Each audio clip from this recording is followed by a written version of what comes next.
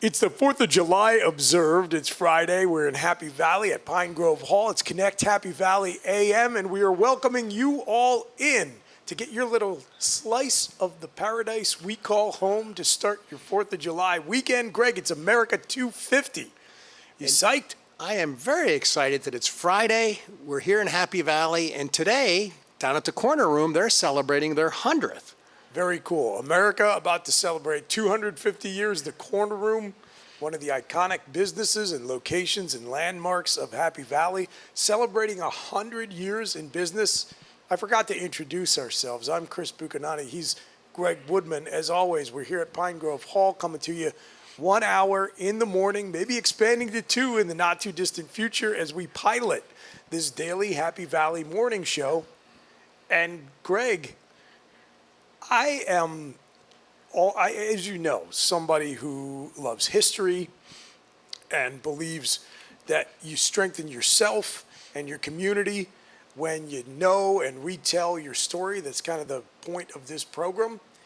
And so I am just fascinated with this upcoming 250th anniversary of the signing of the Declaration of Independence, because that I find to be one of humanity's great stories. I'm interested in how contemporary Americans are responding very differently to marking this anniversary and comparing and contrasting it to maybe the way we celebrated the bicentennial in 1976, which I was not alive for. You were.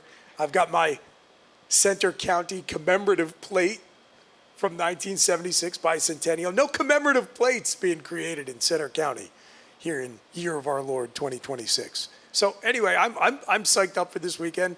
I know some people feel some kind of way about it, but at the end of the day, personally, through good and bad, whether I like who the president is or I don't like who the president is, which has gone back and forth really my entire life. I'm not sure why some folks treat it as such a novelty these days, but I've believed in the promise of the American experiment, and I'm excited to see it continue, and I'm primed to enjoy a fun weekend. Well, it kicks off a great week in Happy Valley. But yes, the framers of our Constitution and all of those guys are very inspirational. And we've talked about many of these guys in Tocqueville and the role of democracy and the government versus nonprofits, you know, and what makes a strong community, what makes a strong country. And it's been a unique, what do they call it, the grand experiment of America and democracy. And we have 250 years. A lot of people predicted that in the history of democracies, they all die after 250 years when you can vote yourself the treasury or some kind of slogan. But here we are, stronger than ever. And more importantly, we're here in our little slice of paradise. And Pennsylvania played a key role in the beginning of it all. Thus the nickname of the Keystone State, for sure. Now, maybe since the Declaration was signed on July 4th, 1776 in Philadelphia, we're going to have a landmark occasion in Philadelphia in 250 years later on July 4th, 2026. LeBron James can fly into Philadelphia International Airport, drive to the 76ers facility, and just put his John Hancock on that one-year contract to lead the Sixers to the promised land. Well, we could go down a whole trail on that topic, but you know, we better stick to our sense of place here in our slice of paradise. Yeah, if we drift off into LeBron and his next signing, or even Taylor Swift's big wedding in New York City, I mean, there's so many topics tied to Pennsylvania, and Taylor Swift being from Pennsylvania, and LeBron, he's not going to sign with the 76ers, is he? We'll see. We'll see. Jesus. I don't know. Sixers making moves. But I used the term John Hancock, which of course is tied back to the Declaration of Independence. I heard another great story about one of the other signers of the Declaration who was fortunate enough to survive the revolution. Most who had the temerity to add their name to a document defying the King of England were not so fortunate.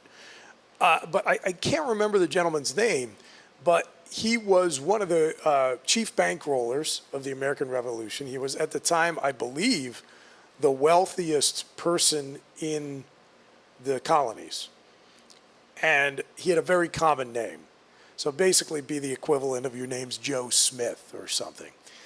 And so he signed his name to the Declaration, And there was just like some good-natured humor among some of the other signers. Oh, well, they'll be sure to track down the Joe Smith who signed this declaration after we send it to the king.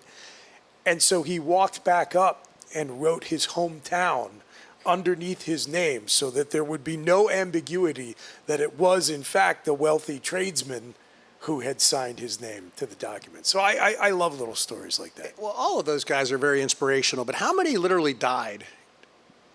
Did you get that? The majority. The majority of the signers of the Declaration came to a bad end, frequently as a direct result of their decision to sign that document. So true leaders, true heroes for the betterment of creating this nation. And here we are, 250 years later, on a weekend here where even the corner room's having their 100th. And the sense of civic history and when we talk about history in Tocqueville and a stronger community and a strong town and a strong college town, and what are the ingredients, the elixir that makes one engage beyond a transactional level with their hometown and to have that hometown pride, to have that USA pride? We're talking and going around a lot daily on the ingredients, the elixir that makes one connected to their community and wanting to make it stronger and be a participant, an active participant in it. And we can draw our inspiration from those framers of our Constitution. Yeah, well, again, to go back to one of the core themes of the show, I think the connection between people and place, that's the intersection where you create community. And I think one of the points that we're trying to drive home with this program, and I'm excited to start interviewing guests and showcasing starting Monday of Happy Valley next week, is that in an era where the world is flattening, as they say, you can basically get the same menu items off the same Chili's appetizer menu, whether you are in central Pennsylvania or on the West Coast.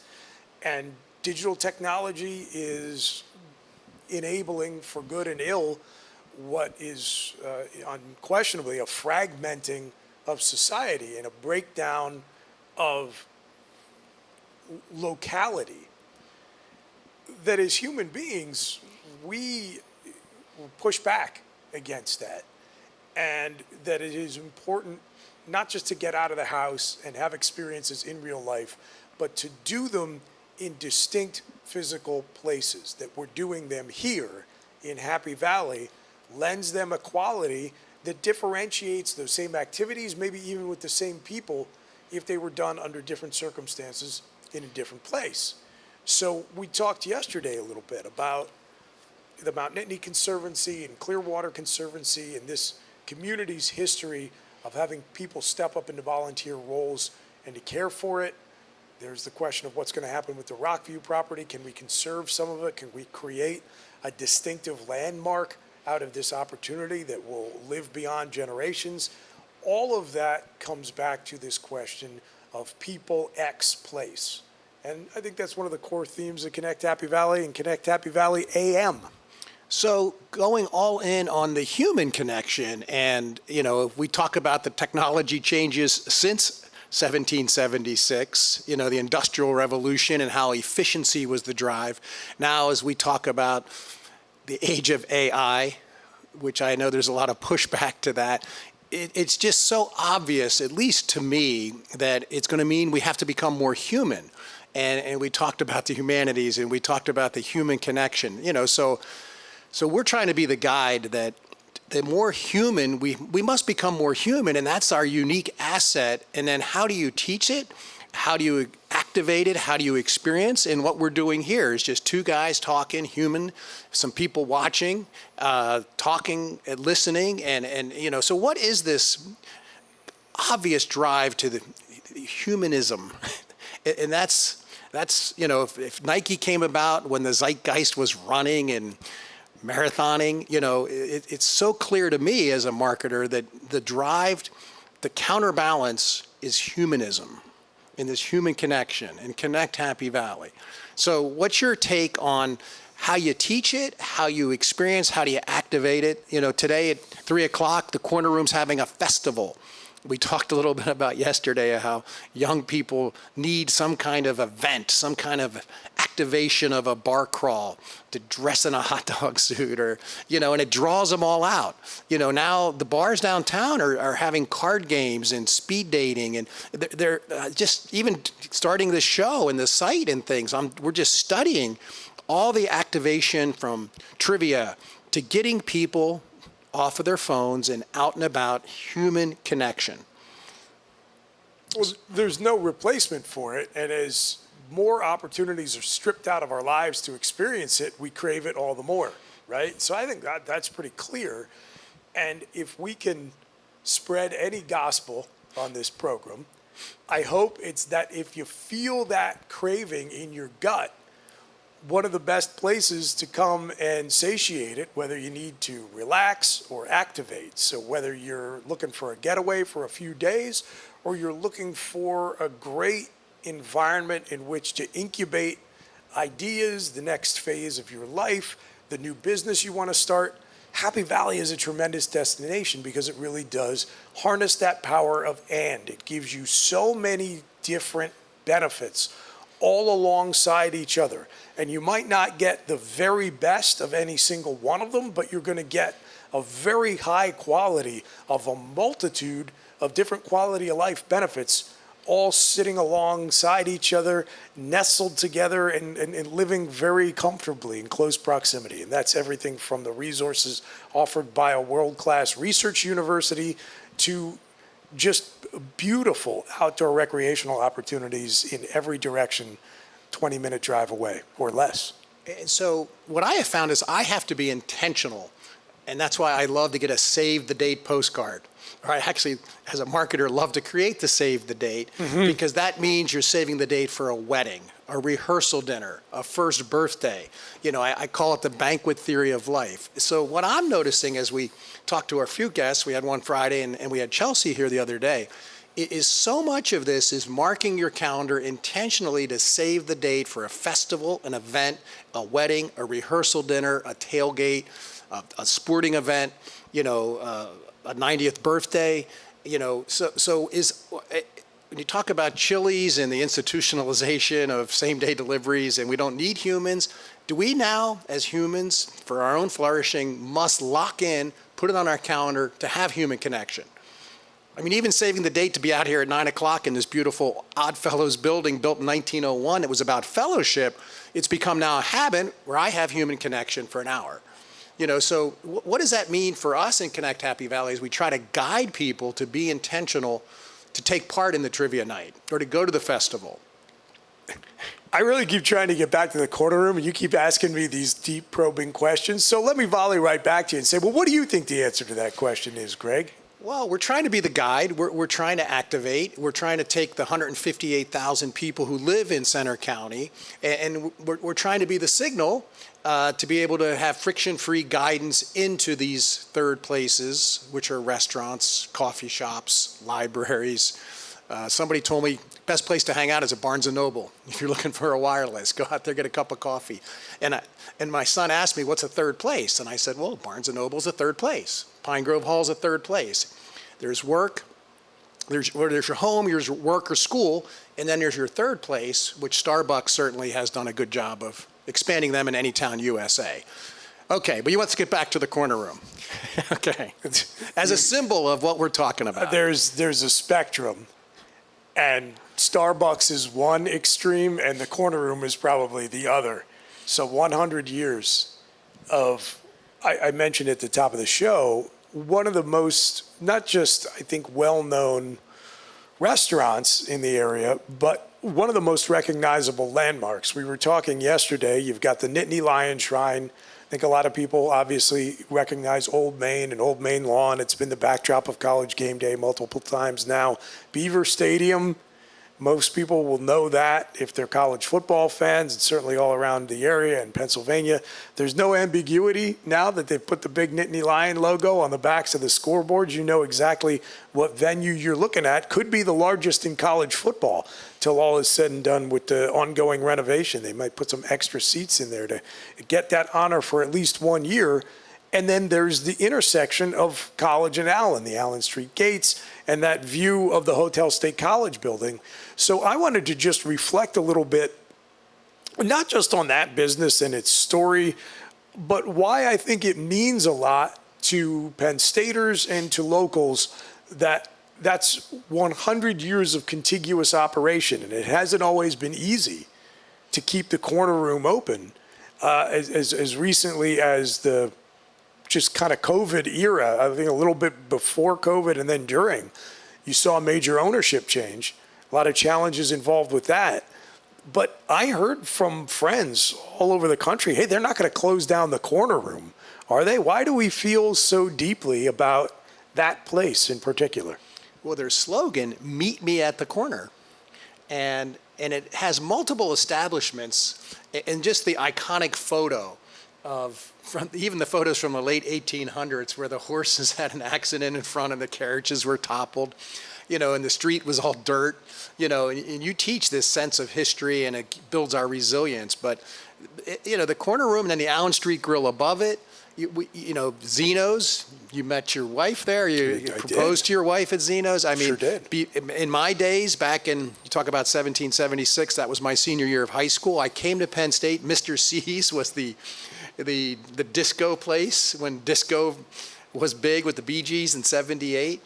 So we've all had human experiences there. And quite memorable ones there. And unlike Mr. C's, which then became Players, which then became Indigo, which then became The Basement, the corner room's identity has not changed at all. In fact, when I mentioned the ownership change, when the Croce Group took it over, really the only major change they made inside the corner room was they restored that little, soda bar that used to be there, I guess, in the 50s and 60s. I'm not exactly sure when they took it out. But people, again, were asking me. I think there is just something to the pull of that place that you just want to know it's there, relatively unchanged. Hey, did they change anything? Did they mess it up? Did they take all the booths out? I said, no, they didn't do any of that. When you walk in, it's going to look a little different because there's a counter that's been included in kind of the main dining area just as you walk in. But that is, in fact, a restoration to make it more faithful to what the place was inside for most of its history. So pretty cool. Well, and Chelsea, our guest on Wednesday, mentioned she enjoys breakfast at the corner room, and that was great to hear. Just so many good, grilled stickies at the corner. I mean, why do we love? What is the emotional connection to meet me at the corner, in one of those booths, right in the big window, overlooking Allen Street or College Avenue, or you can look over and see the gates into Penn State, which used to be a road that those buggies and horses would go up that road up to Petit Library. So, and I guess that's what we're dealing with every day, those feelings and emotions tied to a cup of coffee and a grilled sticky in a window on a college town campus. Yeah, so I talk about people in place and sense of place. I remember pretty clearly one of my first days at Penn State walking around downtown just to explore this place I was going to live. I thought for 4 years, turned out to be 30. Going on, 29 this past June, but going on 30. And I saw that meet me at the corner sign. And I thought, oh, okay, so this must be some kind of a tradition. This has got to be important. And immediately I started taking in a little bit of the sense of the place that is Happy Valley. And, I worked at the corner room when I was in college. I did a live Tuesday evening sports show on the student radio station when I was there.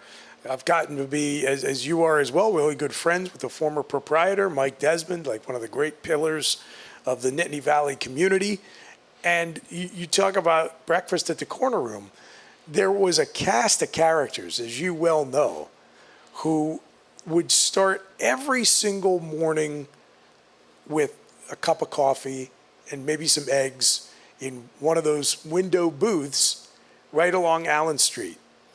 And I could tell you so many stories about business I've transacted in those booths or business I have witnessed being transacted. It is one of those great, distinctive, historical buildings that when you think of how much history has been made in the lives of the people who have patronized it and who have kept it going, there's a lot of human energy in the rafters of that building. Oh, a lot of human energy. And the founder, Mateer, right? There's a college at Penn State named after Mateer. Maddie Mateer, yes. And just the history of her story and her descendants, it's just a great story.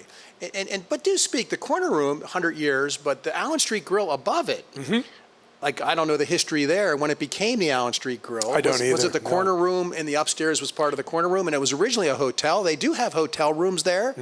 We want to be a guide that you can actually stay there on the corner. Just so much history. And great view in that corner booth in Allen Street Grill. If it's a snowy night, there is no better place in all of Happy Valley than to have one of those corner tables on the second level of the Hotel State College building in the Allen Street Grill. Because first of all, the view is breathtaking. It is absolutely beautiful just watching the quiet snow fall on Penn State and downtown. Second of all, if you have something of a sadistic streak, there is endless enjoyment to be had in watching people slip and fall on the ice.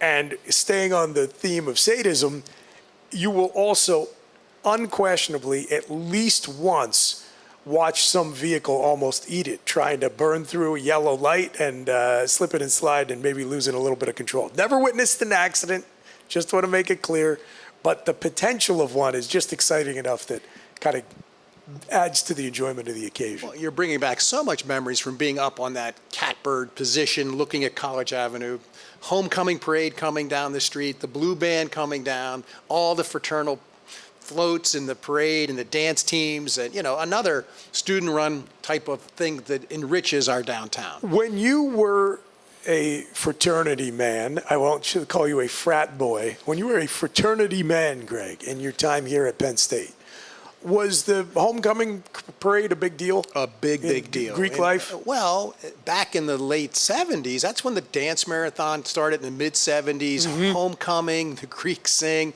intramurals, 50 fraternities, male, and like 30 sororities. A good percentage of our student population was tied to the Greek world, and so homecoming, IFC Homecoming, IFC, Interfraternity Council Dance Marathon. These were born out of, we talk about Tocqueville and the sense of belonging and the power of people coming together to do something better for themselves and the community. All of these things were born out of volunteer student-run groups. We talked about nonprofits yesterday, like even the fireworks, nonprofit humans coming together, pulling their resource, co-oping to create dance marathon, homecoming, the fireworks, the arts festival next week. We talk about the role of government versus people coming together. I'm a big fan of the people coming together to provide wonderful events and services and solving societal problems through humans coming together versus government. You mentioned Greek sing. Yes. What was that? I'll be honest. I've been here, as I just said, 3 decades. I know a lot about Penn State. I know a lot about State College and the surrounding area. I have seen many references to Greek sing over the years. I have no idea what it is. Oh, Not really. You've seen this movie, a cappella movies and stuff. What was the name of that movie? I know what you're talking about. My daughter watches those. Multiple. I think 4 versions, which were great. But each group, sorority, fraternity, some would come together. You put on a live singing performance, and it was a competition. We would compete against each other. And now, do they still do that? They still do it, but I think everything has been kind of tampered down a little bit because there's less Greek organizations now. There's less sororities, but no, it was flourishing. I just want to mention these fraternal organizations and sororities started in the 1800s, and they were secret organizations. I marvel at how humans have come together and formed our groups and our tribes, and it's just enriching humans through ingenuity of the need for this yearning you mentioned, of meeting at the corner, of forming groups for fun and with a purpose. We talked about bowling alone. So this show is in a large part to amplify the human connection and the human flourishing and actually jumping into the zeitgeist that is, in the age of AI, we're going to yearn for more of this. So why were they secret organizations at the time? It was because unregistered, unauthorized associations of students at the college were verboten. And so necessity's the mother of invention. The students just had that yearning, that craving for human connection, and so they found ways to circumvent the system and create these associations that then ultimately ended up getting formalized in no small part because the college was growing, and it was to the benefit of Penn State to formally recognize the fraternities and the Greek letter organizations so that they could go out and partner with people in the community and build housing that would accommodate the growing student population. And so today, it's not the crusty old dean who's telling us we can't associate. It's the robot in our pockets that is drawing us back to doom scroll on our tiny screens. And then we talked about that being the villain, but we talked about the framers of our Constitution and the American Revolution.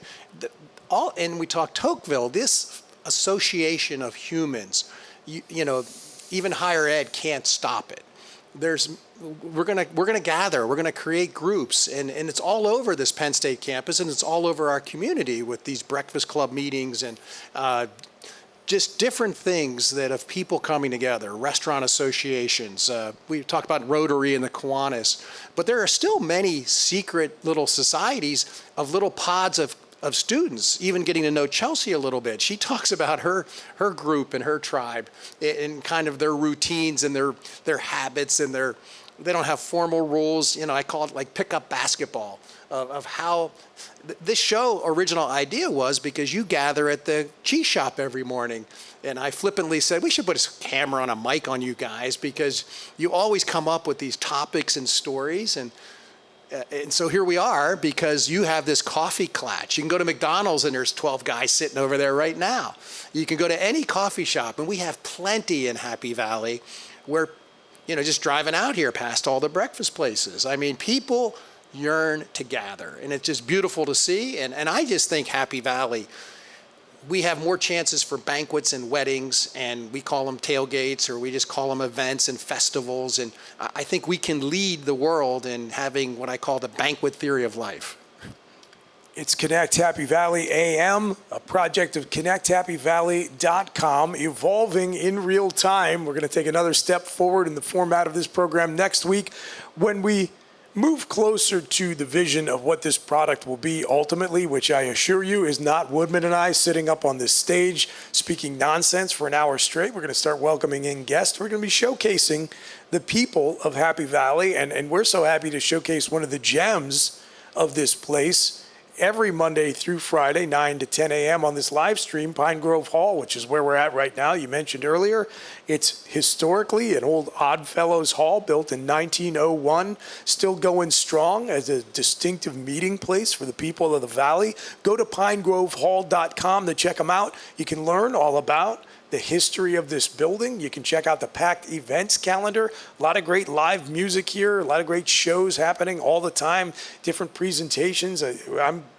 been very fortunate to do some very cool events with the football program and Matt Campbell's new coaching staff with Happy Valley United, the NIL Collective, so you can learn all about all the different things you can experience while you enjoy a great meal, and so see the menu as well, and book your reservations to come out and visit Pine Grove Hall soon. Do that at pinegrovehall.com.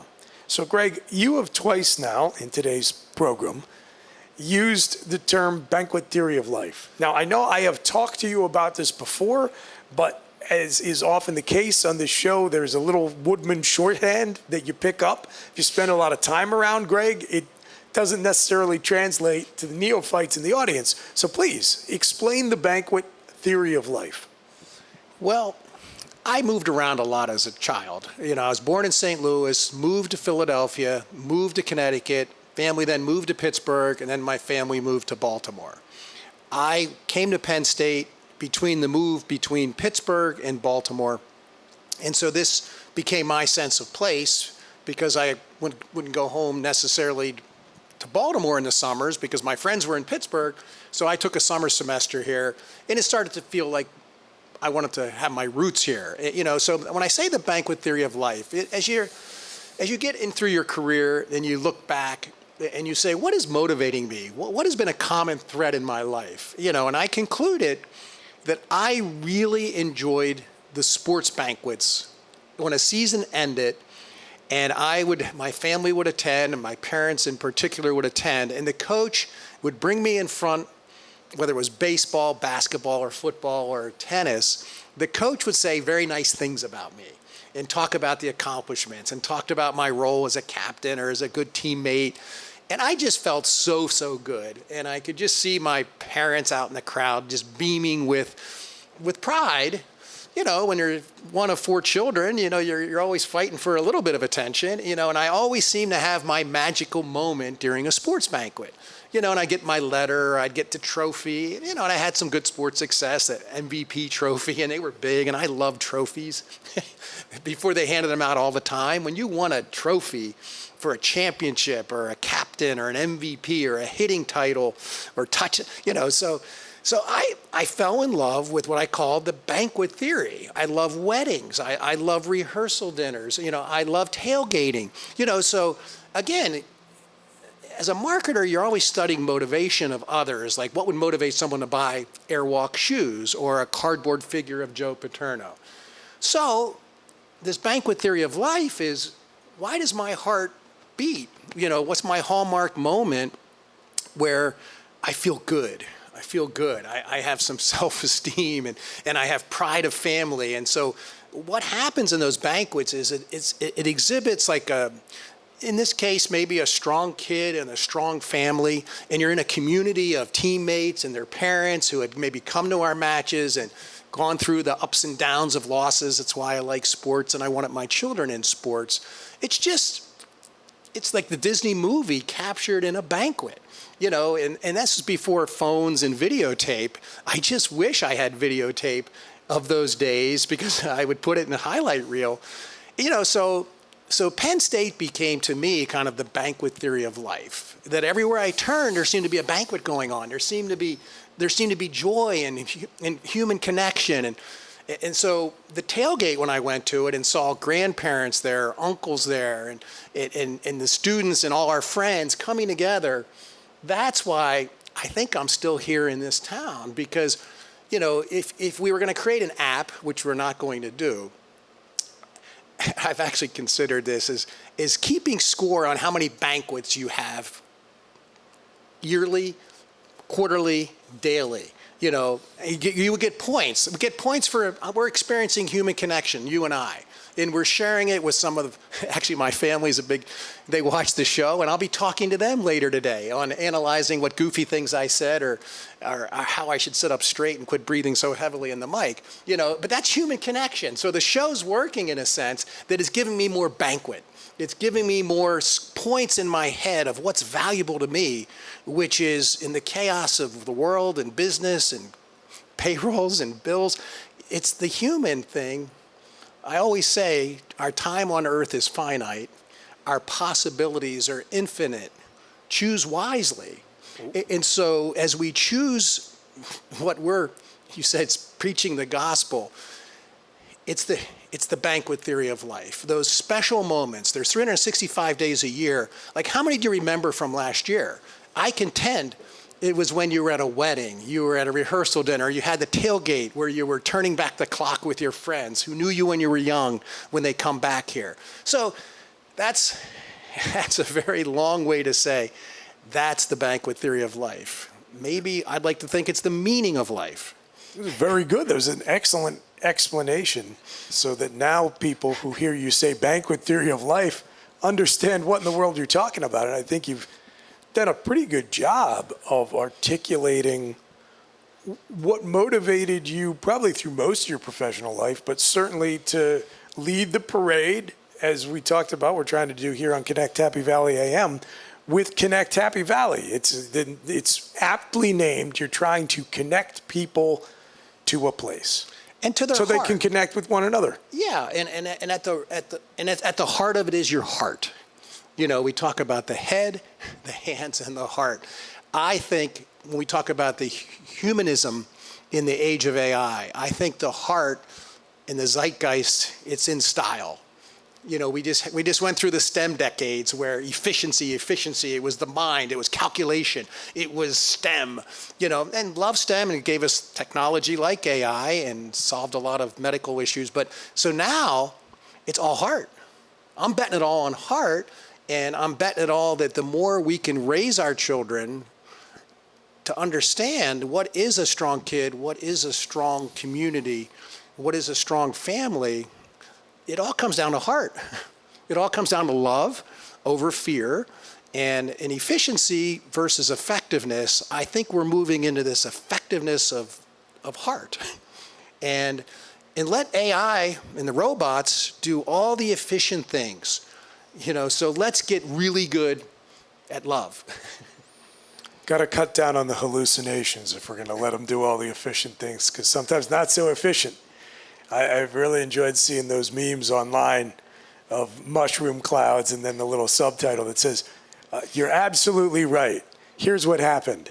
You told me not to launch the nukes. I launched them. So yeah, we're definitely in an odd, it's just bizarre time where things that in the lifetime of folks like yourself and me were total science fiction, fodder for entertainment, books and movies and TV shows that are now coming into existence. And I think it's a bad thing, Greg, and I'm not going to pull on this thread too hard, but just since you brought it up, I don't think it is a great thing that stuff like sentient computers and runaway robots and artificial intelligence taking over sensitive national security systems and whatnot, I don't think it's good that that was entertainment for the most of the lifetime of all of the people who are now in charge of implementing public policy,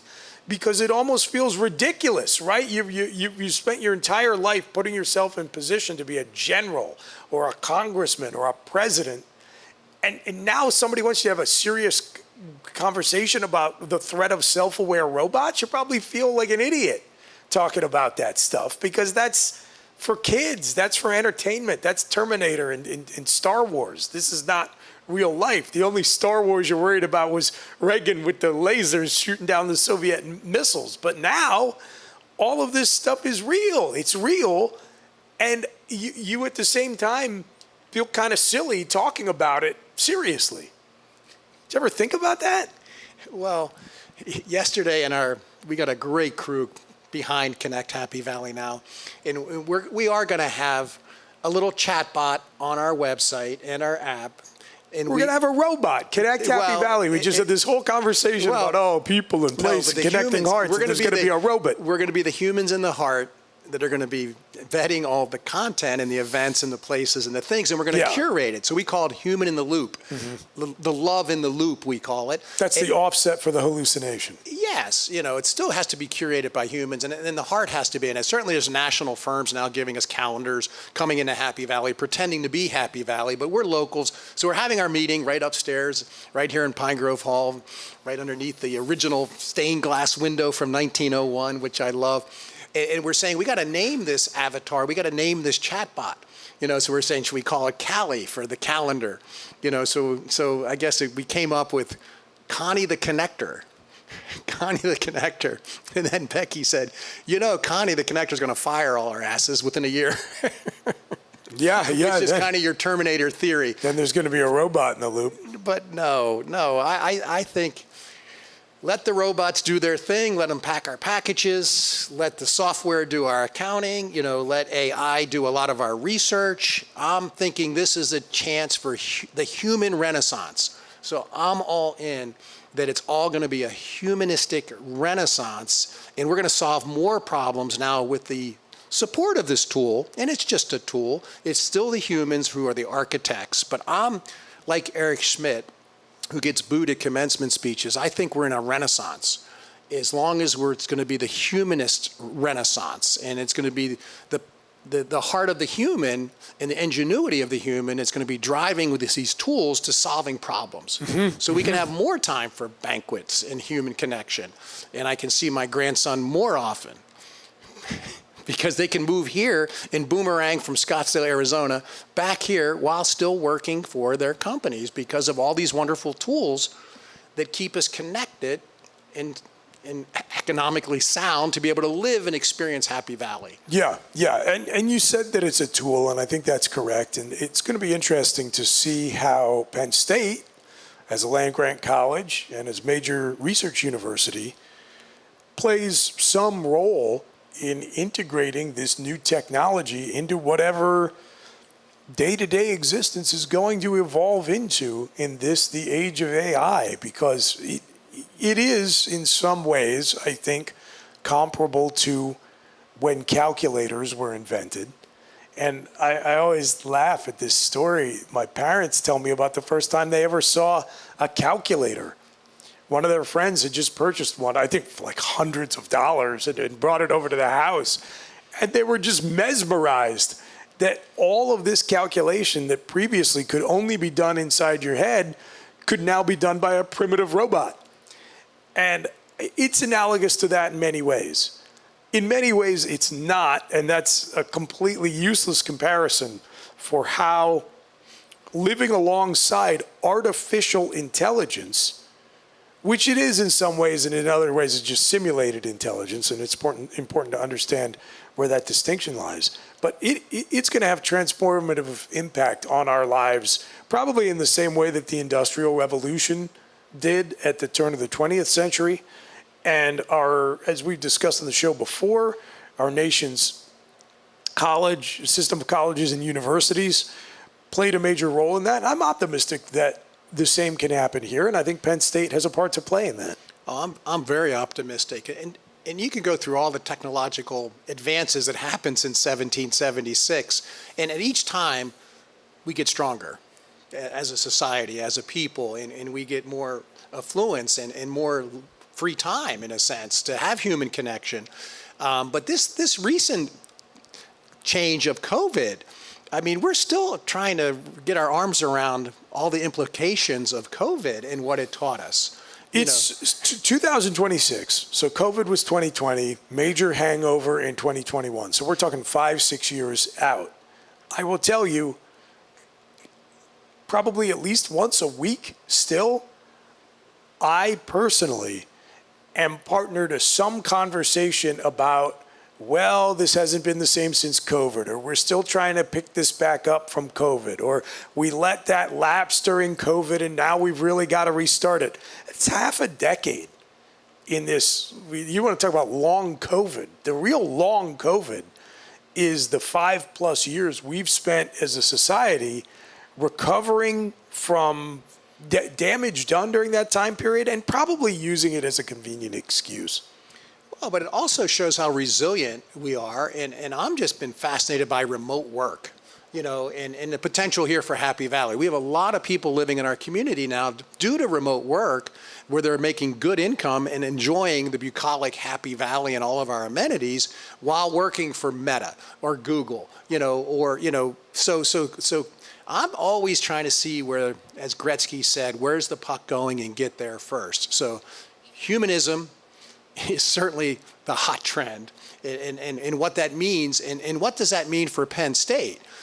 You enjoy certainly watching the X and O's of sports and tracking LeBron James. For my reading pleasure, I'm enjoying higher ed in kind of the sports scores of what's becoming of higher ed around the country. That I wake up and I get like 5 higher ed e-letters about studying every small liberal arts college to Syracuse to the Big Ten. I'm more interested in this $10 billion budget of Penn State and what does it mean for the 50,000 students who are coming in the fall, and what does it mean 10, 20 years from now? And if they would put me on the trustees or a high-ranking official at Penn State, I'm saying put all our chips into this humanism movement and let's be the leader in the nation on teaching the emotional intelligence, the soft skills, the things that Chelsea talked about, the ability to persuade, the ability to sell and market and kind of read the market, solve problems through using the tools, but to solve problems ultimately is the transformational experience that for 100 years people have come to Penn State to learn how to solve problems for companies that pay you, right? And have an enriched life through that transformational 4-year degree.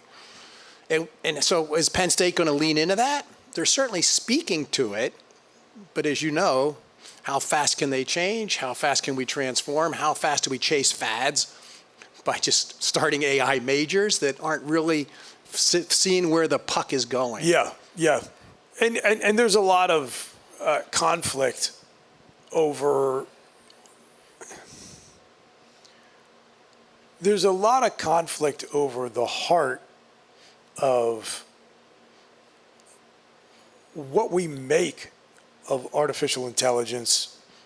Number one, how do we parse these, in many ways, fantastical promises of what it can deliver?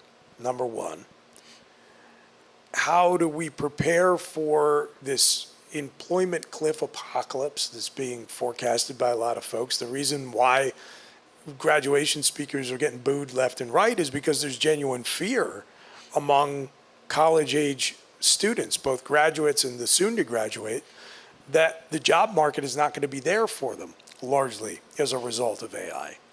We're all now seeing stories about companies rehiring engineers they let go because they thought they could replace them with robots, and then they realized the robots were just hallucinating nonsense. They couldn't do work.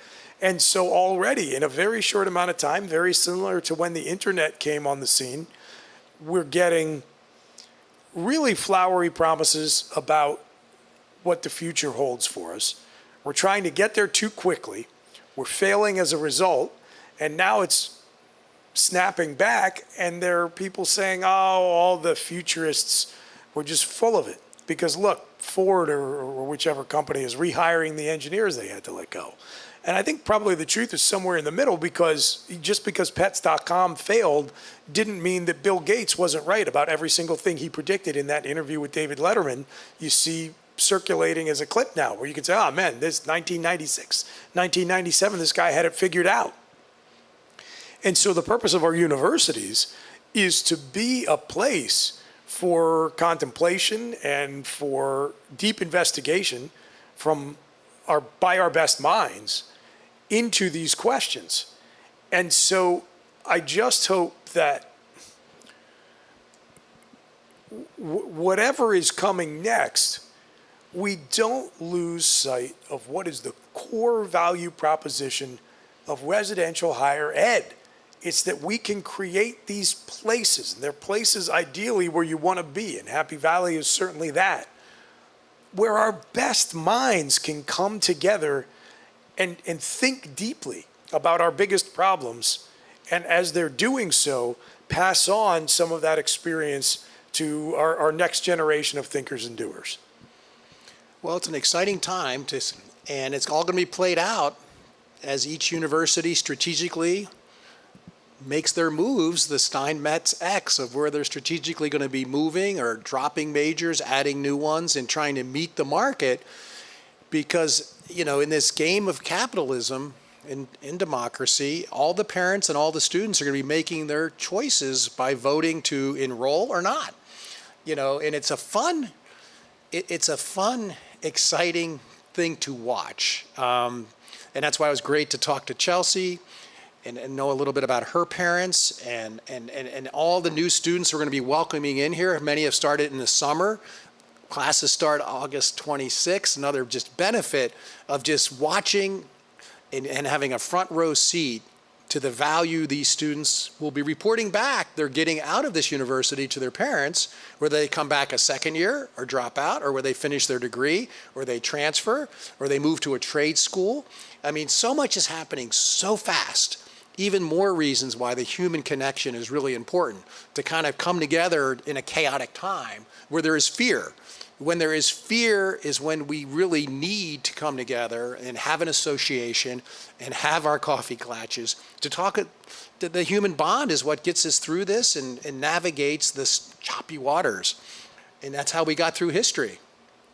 So let's talk about coming together a little bit. The last 10 minutes of today's show, Connect Happy Valley A.M. Check us out 9 to 10 a.m. here on the Connect Happy Valley YouTube channel every Monday through Friday, coming to you live from Pine Grove Hall in Pine Grove Mills, just outside State College. Visit their website at pinegrovehall.com and sign up for the weekly e-letter at connecthappyvalley.com. And one of the great benefits of receiving that weekly email, Greg, is that, as you mentioned, we've got a great team that is constantly, parsing the unbelievable number of cool things to do here in Happy Valley and curating a list of the very best and sharing it with the subscribership to kind of act as your trusted guide and advisor around planning your weekend, planning your night, looking ahead for dates you need to save if you're fortunate enough to be here in the Valley. So this is a big weekend for that. I know you talked about Lord Forrest is going to be here performing upstairs at Pine Grove Hall tonight. Great way to wind down after a long week, even though everybody's got the day off today because it's 4th of July observed. So let's talk just a little bit about how we're going to spend our weekends and what you have on the radar. Well, I think I'm going to get out and see Lord Forrest. I was talking to Steve. They're playing All Good People, one of my all-time favorite songs that they do so well. Tomorrow, I'm going to try to get down to the 100th anniversary. Free cupcakes at the corner room. That's 3 o'clock this afternoon. 3 o'clock downtown. There's going to be music down there, live music, and then Bill Pickles. You said Velveeta, right? I think Velveeta, Micmac or whatever, is playing. Yeah, and I was intrigued with the first 300 people there get a cupcake, an anniversary cupcake. But there'll be music, there'll be all kinds of food, mac and cheese and stuff. And then Bill Pickles, which is part of the Corner Room complex, is also part of the event. And tomorrow's the 4th of July. The Firecracker 4K starts tomorrow. It's going to be hot. I may be thinking of going to that.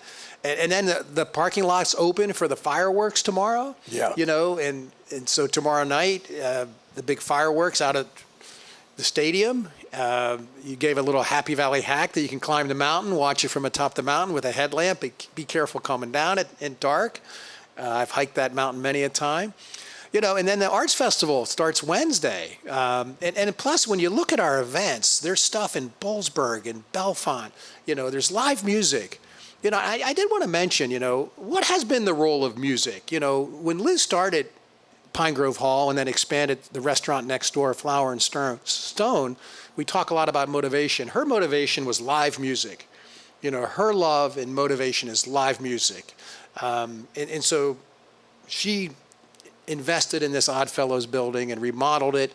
And her love is live music. And we're talking about the role of music. You often use the Paul McCartney lyric. The more love you give, the more love you get, or something. What has been the role of music? Close enough. Go ahead. But what is the role of music? Because when we talk about my little banquet theory of life, music, what is that role in the human connection? What is that role of how music has been a key contributor to human connection and the special feelings and emotions we get?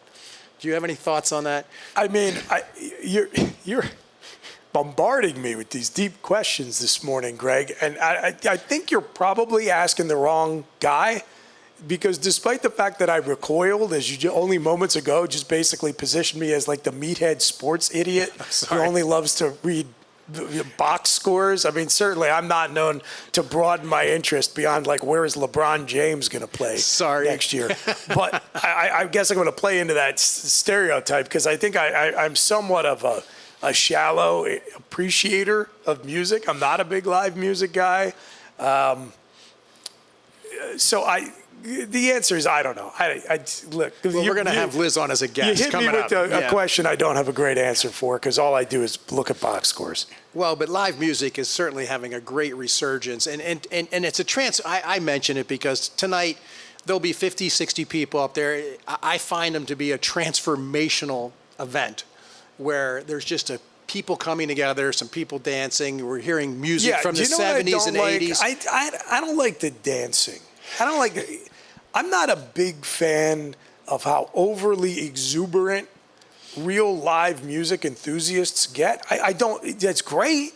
I'm not envious necessarily because it takes all kinds and I'm not that kind and they are, and that's fine. I think I enjoy seeing people enjoy themselves. I don't enjoy that. I don't particularly enjoy being party to it. Like, I just want to relax and listen and appreciate the music. I love music.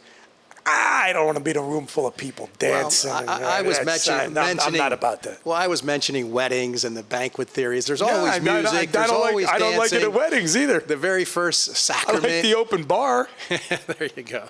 So what do you have on tap? You got some new shoes at Rapid Transit yesterday. I did. I went to Rapid Transit Sports. Man, you want to talk about a great third place. Right across the street from the corner room. Not 100 years old, but sometimes feels like it's been there forever.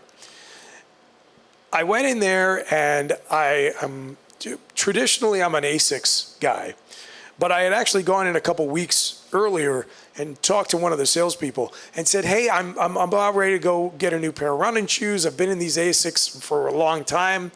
I'm just thinking maybe I want to branch out, try a little something different, but I told him I got a certain foot shape, I need a certain kind of support. And he said, well, you might want to try this one Hoka. I said, yeah, I know. People love Hokas. I've tried them. It's never really done it for me. He said, well, this one model might be a good fit for you. So I went back in yesterday. I talked to Jay, and he said, okay, I'm out of the ASICS, but if you're into buying today, we can try the Hokas. And so he had me try two. And sure enough, the first one I tried was like, yeah, it felt terrible. I just knew it was not a good fit for my foot. And then he got in the second model, which was the one the guy had recommended. And it was great. It felt really good. And I said, you know what? Change, growth, get out of your comfort zone. Let's give the ASICS a rest. I'm going to do the Hokas. And I went and I ran yesterday in them in the heat. By the way, I love running in the heat. I love getting a good sweat on. And it was great. But I tell the whole story to say, what they told me? They said, I'm going to have those ASICS in next week.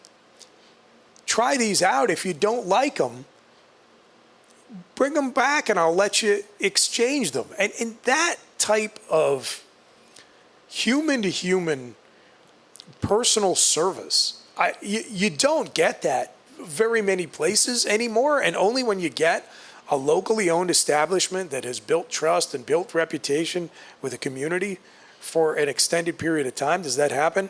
It sure as heck doesn't happen on Amazon or Temu. So yeah, I mean, if you pay an extra $1 or $2, which many times you don't but even if you had to, I'd gladly pay it. I'd pay a 10-20% markup to get my shoes from Rapid Transit. You mentioned Jay. Jay's the proprietor. Did you run in the alley next door from across from the corner room? No. I just went over. I went into the other part of the store. I don't need to go out to the alley. It's enough. I always, when I walk by, see people in that alley. Yeah. And Jay has like 5 full-time guys in there who are all runners. I say he should just put a coffee shop in there because you can just go in there. People drive 4 hours to come to Rapid Transit, and we have them blessed right in our town, right across from corner room. But again, this locally owned operators. You know the owner, he knows you. I could stop in. I often just stop in just to say hi and talk to those guys. And, back to the cheese shop. So this whole site is to connect people into these third places, the Rapid Transits, the locally owned restaurants, where human connection happens. I could go on for another hour, although I won't, about how cool it is to have that downtown. The corner room, Rapid Transit Sports, the cheese shop, the cigar den, all these places where people gather and you get to experience a cross-section of the fascinating people that populate Happy Valley, all right across the street from one of the most beautiful college campuses in America. It's really good stuff. Oh, and then when you hear a young woman from New Zealand talk about doggies, Cafe 210, talk about Gigi's, just talking about her experiences of coming in here and experiencing Happy Valley and falling in love with it.